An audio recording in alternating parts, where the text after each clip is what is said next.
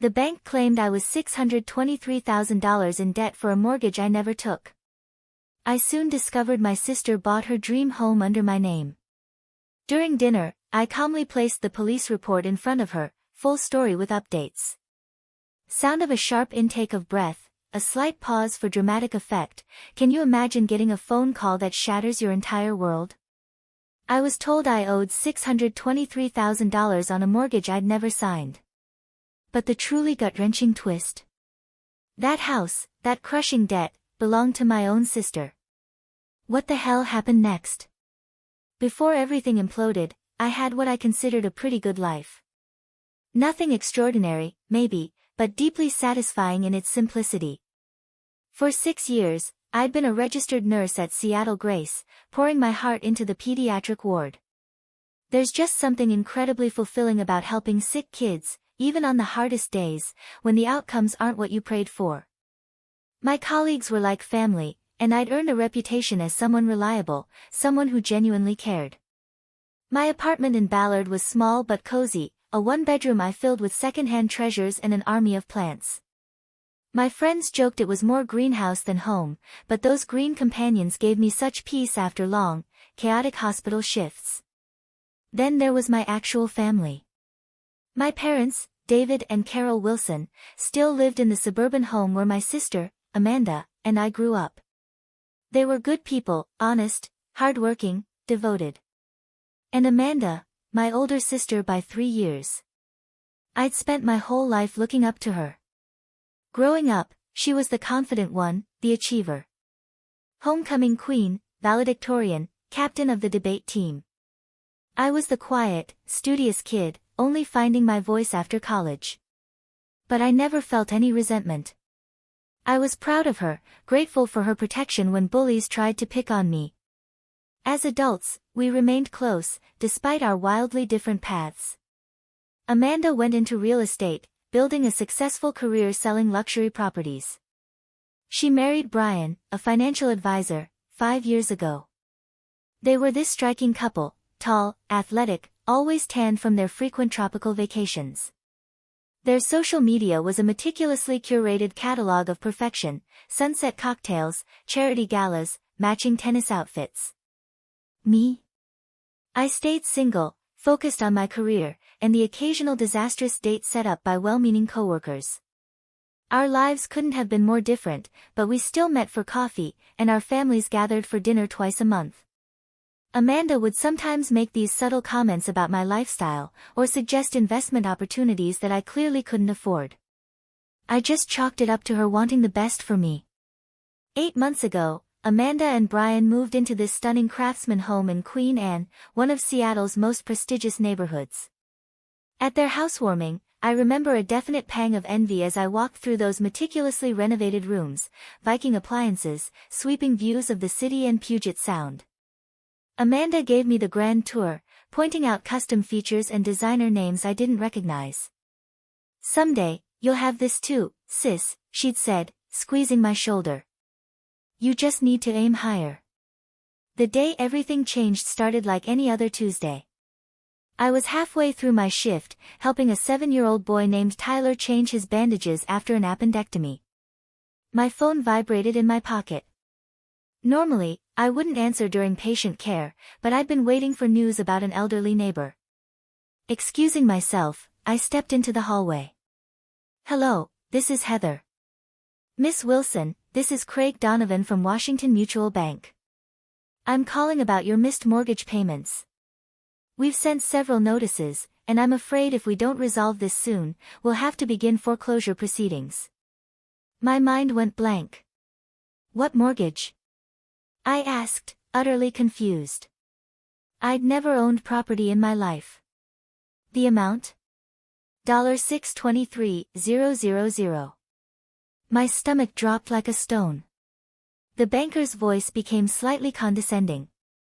"Miss Wilson, according to our records, you took out a mortgage for $623,000 in January for a property on Highland Drive. You made payments for the first 3 months, but we haven't received anything since April." Highland Drive? That sounded familiar. Wasn't that Amanda's street? This is a mistake. I insisted, my voice rising, enough for a passing nurse to give me a concerned look. I've never purchased property. My credit isn't even good enough for a mortgage that size. I'm a nurse, not a surgeon. There was a pause. The application shows an annual income of $192,000 and a credit score of 782 at the time of application. We have all the documentation, Miss Wilson, including your signature on multiple forms. Perhaps you could come into the branch to review the paperwork. The conversation continued in this surreal haze for several more minutes. I agreed to visit the bank after my shift, my mind reeling. A clerical error. Identity theft. But the address. It couldn't be a coincidence. I returned to Tyler's room on autopilot, my head spinning with possibilities. At the bank, Richard Peterson, the branch manager, laid out a folder of documents that made my stomach sink further with each page. Loan application, income verification, credit check authorization, closing papers, all bearing what appeared to be my signature. And there it was, in black and white, the property address matched Amanda's new house. Could I get copies of all of this? I asked, my voice sounding distant even to my own ears. Richard hesitated. Technically, these are already your copies, but given the circumstances, I can make duplicates. He studied my face. Miss Wilson, if you didn't apply for this mortgage, I strongly suggest you contact the police.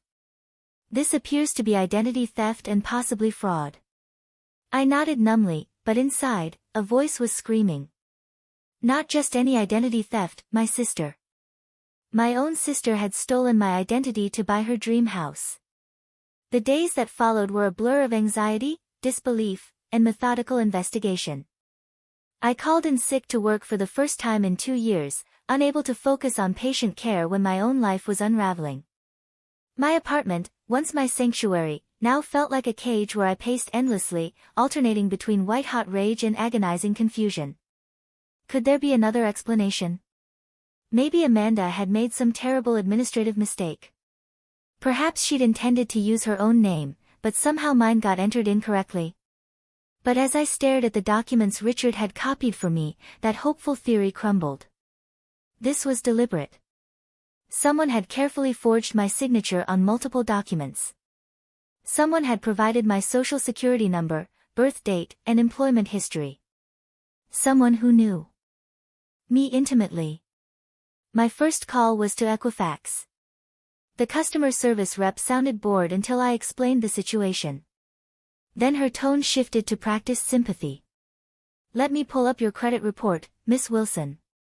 A moment of clicking, then a pause. There are several accounts here that appear to have been opened in the past year.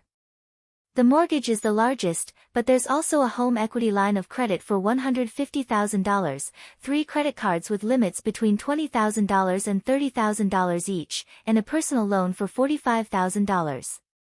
I felt physically ill. All of these are fraudulent, I choked out. I didn't open any of them. I understand, ma'am.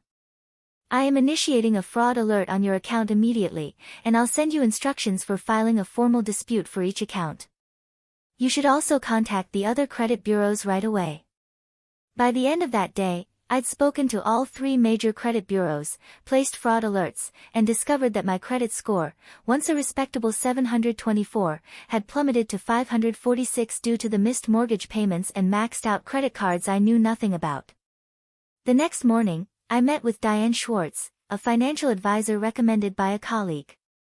Her office was warm and inviting, but nothing could ease the knot of dread in my stomach as I slid the bank documents across her desk. This is definitely identity theft, she confirmed after reviewing everything. And I have to say, it's quite sophisticated. Whoever did this knew exactly what information would be needed to pass verification checks. It was my sister, I said, speaking the accusation aloud for the first time. The house is hers. She's living in it right now. Diane's expression shifted from professional concern to genuine shock. That complicates things. Family fraud is unfortunately common, but it presents unique challenges, both legally and emotionally. What should I do? I asked, My voice barely a whisper. Legally, it's clear, you need to file a police report. Without that, the banks won't recognize you as a victim rather than a participant. But I understand if you're hesitant to potentially send a family member to jail. I was hesitant. Despite the mounting evidence, I still couldn't fully process that Amanda, my protector, my role model, would do this to me. There had to be more to the story. Before going to the police, I decided to gather more information. I contacted a handwriting expert, Marcus Bell, who compared the signatures on the mortgage documents to samples of my actual signature from my passport and work documents. These are forgeries, he concluded after careful examination. Good ones, but forgeries nonetheless. See these pressure points and the slight hesitation in the loop of the H? The forger was trying to be careful, to mimic rather than write naturally. Could you testify to that if needed? I asked. Marcus nodded. I'd need to do a more formal analysis, but preliminarily, yes. Next, I began investigating Amanda's finances, which proved more difficult. As her sister, I had no legal right to her financial information. But through social media and casual conversations with mutual friends, I pieced together troubling patterns. Despite their apparent wealth, Amanda and Brian had been facing financial difficulties for at least 2 years. Her real estate business had suffered during a market downturn. Brian had left his previous firm under circumstances no one would discuss clearly, and his new independent advisory business wasn't attracting the high-net-worth clients he'd anticipated. Yet, their lifestyle hadn't changed.